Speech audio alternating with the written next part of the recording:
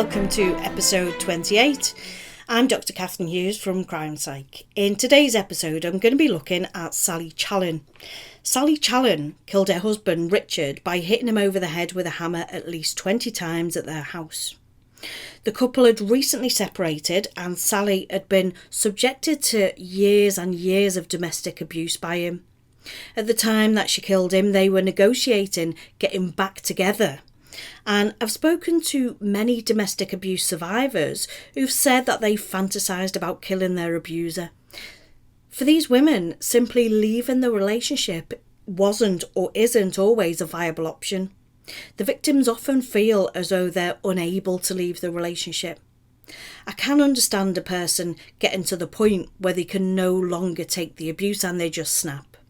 I'm certainly not saying that domestic abuse is any kind of a reasonable explanation or justification for murder, though.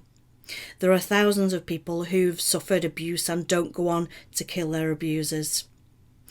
If I'm being completely honest, I chose this case to highlight how the gender of the victim and the perpetrator can affect the outcome of the case.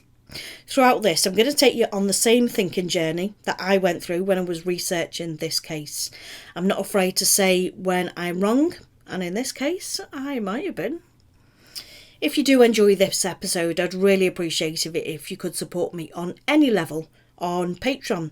Subscriptions start from just the price of a cup of coffee, and you get access to exclusive content. Your support means that I am able to keep on bringing you this podcast and the YouTube videos that I do. Also, I've got the online courses on offender profiling and criminal psychology, as well as ebooks and games. All of the links are in the show notes. Sally Challen was from an upper middle class family. Her father was in the army and he would only accept those of the same social standard, especially for his children to be in a relationship with. Her older brothers say that their father didn't like those from the Navy or from the RAF, and certainly not from any lesser background than he. However, their father did die suddenly when Sally was just 5 years old. Sally Challen's relationship with her husband Richard began when she was just 15 years old and he was 22. Can you imagine that today? The 22-year-old would be arrested and would be charged as a paedophile. When you lose a parent as a small child, you have to deal with your surviving parent's grief, which can be problematic to the child's own mental health. She'd lost her father figure, and there can be a sense of searching for that missing figure as you begin to mature. During these teenage years, she was looking for a father figure to attach to. In fact, I'd extend that principle to include any and all forms of major trauma, including loss of a parent in childhood. However, I do need to carefully point out that the existence of trauma isn't the issue. It's the emotional support and the security that's missing following any trauma. So at the age of 15, she meets this older man who's attractive and who's interested in her. I find myself in that situation when I was just 16 years of age. I was 16 and I met my husband-to-be, who was 22 years old at that time, during a night out, and he was completely infatuated, and I was infatuated by him and by the attention that this older man gave me. Turned out horrible, but that's not the point. My difficulty, and I suspect that this applied to Sally Challen too, was that I didn't really understand this maturity and outlook on life and on relationships was very, very different between me and him. At such a young age, you can't really appreciate that you can have different outlooks and different expectations to the older person. He was old enough to know better. Sally Challen and I didn't. We were just too young. Throughout their married life, they had 2 sons together. He'd always been very controlling in their relationship. During a family visit to America, Richard flew into a rage about the way one of his male friends hugged and kissed his wife. During that night of the family holiday, he punished his wife by anally raping her. He broke off the friendship and they returned home. His abusive behaviour continued and he raped her several more times, including anally, over the years. She recalled how he would instruct her to go upstairs and wait for him, meaning that she was to go upstairs, undress and wash in preparation for intercourse. She never resisted. However, she didn't need to. A reluctancy was evident in her behaviour. A woman doesn't need to scream and shout or say no for it to be rape. The absence of a no doesn't mean yes. She was simply just too afraid to go against her controlling and violent husband. The relationship broke down further when she discovered that her husband might be cheating on her. He'd already showed a great deal of disregard for their relationship after he'd arranged for a photo shoot with 2 naked models posing on the bonnet of his Ferrari with him. He then made that picture into Christmas cards from the pair of them and sent them to family and friends. I can't even begin to imagine how humiliated she must have felt. The reaction to these Christmas cards was a mixture of, "Oh, how bizarre, poor Sally," and "Oh, that's just Richard for you." Sally Challen found even more evidence of her husband's infidelity, with receipts proving that he wasn't where he said that he was. According to those people who knew him, Richard was fixated with younger women. He lost interest in sex, and Sally desperately wanted Richard to love her as much as she loved him. All this time, Richard knew he was able to control and manipulate his wife. In 2003, she realised he was never there. He went out for salsa lessons, she went through his pockets and found a receipt showing that he wasn't where he was supposed to be, and some Viagra tablets. Her son said that she was always being told that she was the one who was going crazy and it was all in her mind. Of course, we now know that this is gaslighting and a form of abuse. Her son David said that she was always being told, "You're going crazy, Sally, it's all in your mind. How dare you, why are you questioning me?" She googled the number that he called very often on his phone, and it was a brothel. She followed him, she saw him go into the brothel, and when he came back out, he saw her and he ran away. She ended up drinking more, she stressed out more, she wasn't coping. That brothel was raided and people stopped associating with them as a couple because of his behaviour. People had turned down invites to go out with them. A friend said that was when it got as bad as it had ever been in their relationship. She phoned police on one occasion to say that she had information about the brothel as her husband had used them. The call handler asked was he there, and she said, "No, he's dead."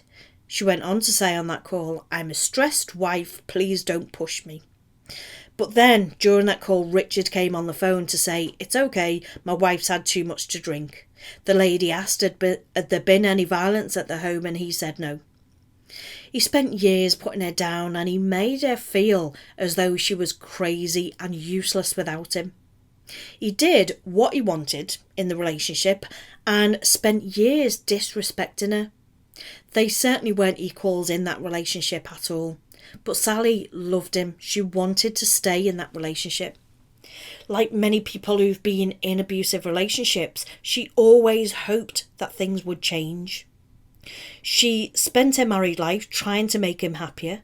But the truth of it was, she was nothing she ever did was ever going to be good enough for him.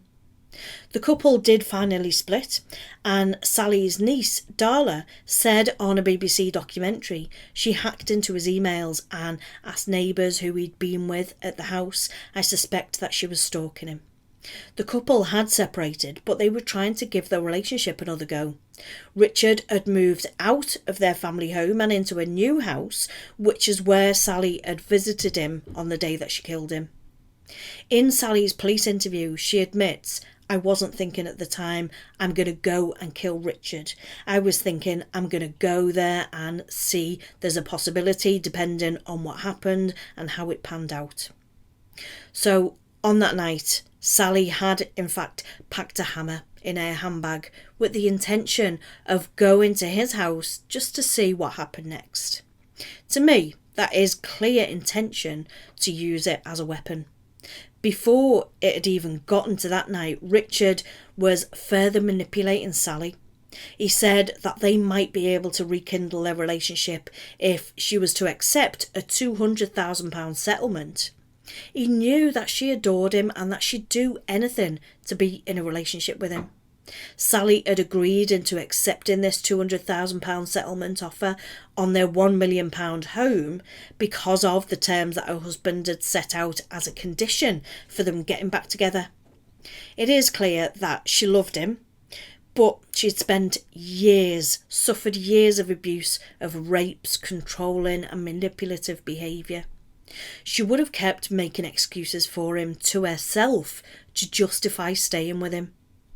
On the evening that she killed him, they were living in separate homes. She'd gone over to talk, and while she was there, he'd insisted that she go to the supermarket to buy eggs and bacon. She suspected that he was trying to get her out of the house so that he could speak to a lover. A friend said that they would have the same conversation over and over together, with her thinking or saying that she thought if they got back together things would be different this time. She wasn't used to being a woman on her own. She found it difficult to be with him, but she didn't want to be without him. He went on dinner dates. He came up with the idea of this post-nuptial agreement. He'd sent her an email setting out his return only if his demands were met. He said that she should agree to this settlement even if he decided that they should break up after getting back together. At her murder trial the following year, it emerged that Sally suspected her husband of being unfaithful before she actually killed him, because she discovered a voicemail from a female friend inviting him to dinner the following evening. On the morning of the 14th of August 2010, Richard told her not to question him. Sally then took the hammer out of her bag and started hitting him over the head, and then just didn't stop. She did show some intent by taking the hammer with her in the first place. She might have taken it with her to protect herself, or she might have taken it because she was angry and she wanted to hurt him. As Richard bent forward to eat the breakfast, she grabbed it. She grabbed the hammer and she hit him over the head 20 times. She then stuffed a tea towel in his mouth and she wrapped him in old curtains. Before returning to do the dishes, she wrote a note on him saying, "I love you, Sally," and placed it on the body. I can only speculate really what was going on with her thinking and what her state of mind was at that time. It's possible that she just snapped and she just couldn't take his abuse any longer.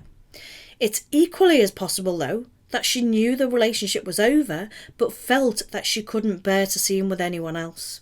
After all, he'd spent years convincing her that she was no good without him and she was crazy. The day after she killed him, she drove to Beachy Head, where she'd planned to jump from cliffs to her death.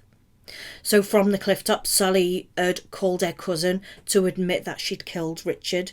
She repeated the admission to a suicide team and a chaplain who'd been called to help, and it took them 2 hours to talk her down from the edge.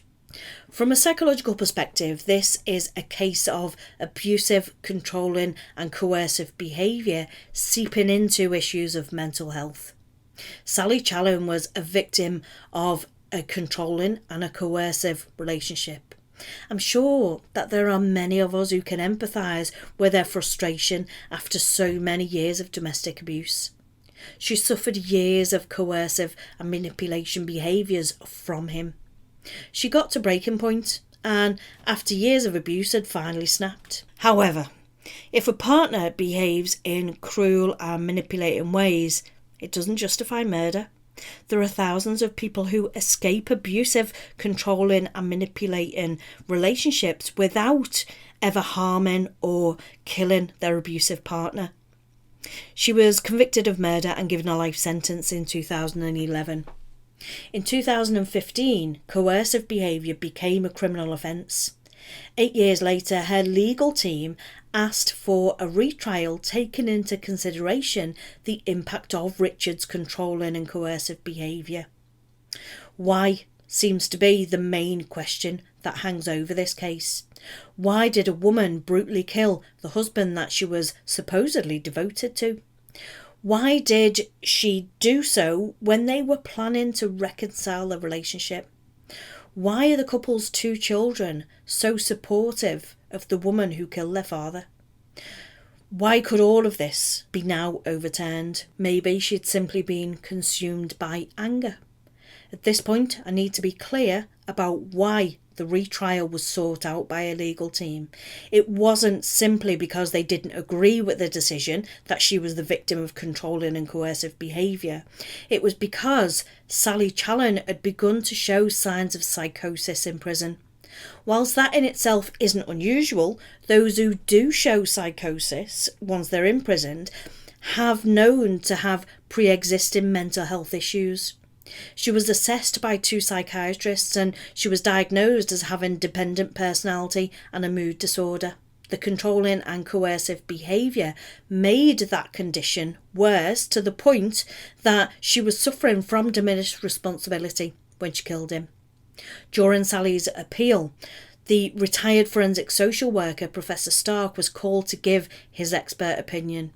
He said that in its extreme, coercive control creates a hostage-like feeling of entrapment similar to being a prisoner of war.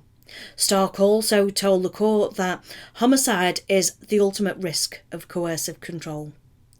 This would mean that Sally's attack on Richard wasn't a result over jealousy of the latest signs of his ongoing infidelities, but as a consequence of decades of psychological manipulation and domestic abuse that would have left Sally feeling trapped and unable to escape unless by committing suicide or murder.